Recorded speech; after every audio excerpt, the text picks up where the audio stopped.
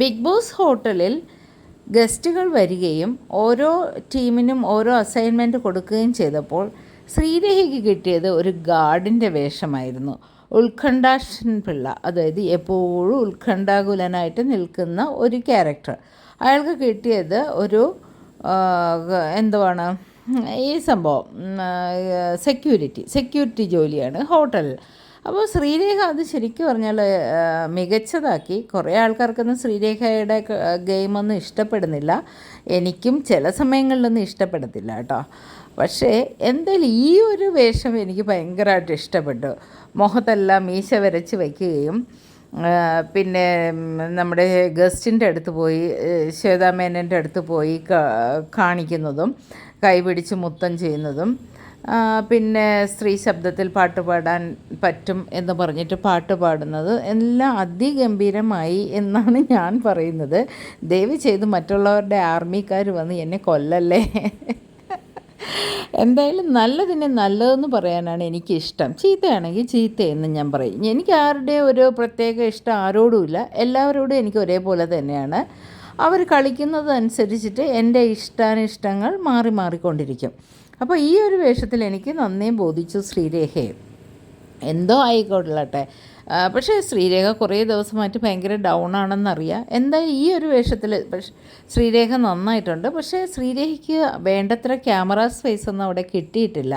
Camera space കിട്ടേണ്ട ആൾക്കാർക്ക് എന്ത് കാണിച്ചാലും, വെറുതെ ഇരുന്ന് ഇങ്ങനെ ആകാശത്തോട്ട് നോക്കിക്കൊണ്ടിരുന്നാലും അവിടെ ക്യാമറ സ്പേസ് കിട്ടേണ്ട ആൾക്കാരെ നേരത്തെ തന്നെ ഡിസൈഡ് ചെയ്ത് വെച്ചിട്ടുണ്ട്. അതുകൊണ്ട് നന്നായിട്ട് പെർഫോം ചെയ്യുന്ന പല ആൾക്കാരും ക്യാമറ സ്പേസ് കിട്ടാതെ ക്യാമറ സ്പേസ് കിട്ടുന്നില്ലെന്ന് അവർക്ക് മനസ്സിലാകുന്നില്ല. അവർ കാണിക്കുന്നതെല്ലാം ക്യാമറയിൽ വന്ന് പുറം ലോകം അറിയുന്നു എന്നുള്ളതാണ് നമ്മളവിടെ അവർ ചിന്തിച്ചു കൂട്ടുന്നത്. കാരണം ഞാൻ മനസ്സിലാക്കിയത്, പുറത്തു വന്ന കുറേ കണ്ടസ്റ്റൻസ് പറഞ്ഞ കാര്യങ്ങൾ കേട്ടപ്പോൾ അന്തം വിട്ടുപോയി. കാരണം അവർ ഇത്രയൊക്കെ അതിനകത്ത് ചെയ്തിട്ടും ക്യാമറ അവർക്ക് നേരെ തിരിയാതിരിക്കുകയും വെറുതെ കിടന്ന് മേളിക്കുന്ന ആൾക്കാർക്ക് വേണ്ടിയിട്ട് ക്യാമറ തിരിയുകയും ചെയ്യുമ്പോൾ പ്രേക്ഷകരായ നമുക്ക് ഭയങ്കരമായിട്ട് എന്തോ ഒരു സുഖമില്ലായ്മ തോന്നും.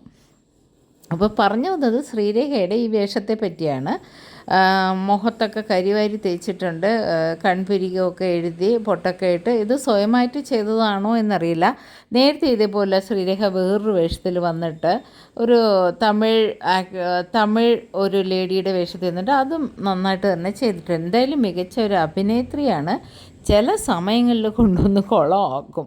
കാരണം വെറുപ്പിച്ച് കളയും, ഭയങ്കരമായിട്ട് അങ്ങ് വെറുപ്പിച്ച് കളയും. നമുക്ക് കാണുന്നത് ഒരു ലിമിറ്റ് അല്ലെങ്കിൽ ഒരു സർട്ടൺ പീരീഡ്, ഒരു സെഗ്മെൻറ്റ് ഒക്കെ കാണാൻ നമുക്ക് ഇഷ്ടമാണ്. പക്ഷേ അതല്ലാതെ അതിൽ ഓവറാകുമ്പോൾ എന്താണ്, നമുക്ക് ഭയങ്കരമായിട്ട് അങ്ങ് ബോറടിക്കും. ചില സമയം വല്ലാതെ വെറുത്തും പോകും.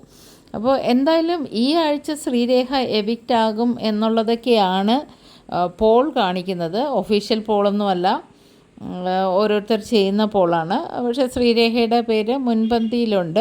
പക്ഷേ ശ്രീരേഖയെക്കാളും പുറത്തു പോകേണ്ട ആൾക്കാർ അവിടെ ഉണ്ടെന്ന് തന്നെ ഞാൻ പറയും. എന്തായാലും നമുക്ക് നോക്കാം എങ്ങനെയൊക്കെയാണ് ഈ ആഴ്ചയിലെ എവിക്ഷൻ നടക്കുന്നതെന്നും.